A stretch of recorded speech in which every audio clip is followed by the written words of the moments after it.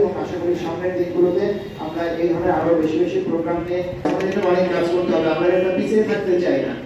অবশ্যই এটা সেট করা সম্ভব। আমি শুধুমাত্র আপনাদের সকল স্কুলকে 100% পাস করতে হবে এবং এখন যদি আমি হিসাব করে দেখেন নভেম্বর মাস, নভেম্বর ডিসেম্বর জানুয়ারি মাত্র 4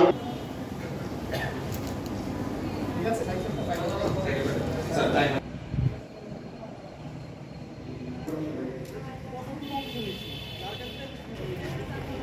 ভাই ভাই সামনে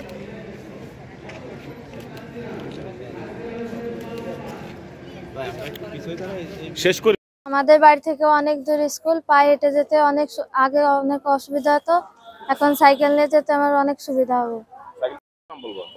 আমার স্কুলের নাম মাধবপুর মাধ্যমিক বিদ্যালয়। আমার নাম মুন। আমাদের বাসা বাখেরা থেকে আমাদের মাধবপুর আসতে অনেক কষ্ট হয়। যানবাহনের ব্যবস্থা খুব কম, ওই সময় কোনো গাড়ি পাওয়া যায় না, এই জন্য আমি সাইকেল পেয়ে অনেক খুশি। এবং আর তখন হেঁটে যেয়ে আমাদের ফার্স্ট ক্লাসে মন বসতো না, এখন সাইকেল পেয়ে আমাদের হাঁটাও লাগবে না, সাইকেল পেয়ে আমাদের ক্লাসেও অনেক সুবিধা। আমার নাম মোহাম্মদ রাকিব শিকদার। আমি বেলবাজার স্কুল অ্যান্ড কলেজের 8ম শ্রেণীর একজন ছাত্র। আমার বাড়ি থেকে স্কুল যেতে প্রায় 4 কিলোমিটার।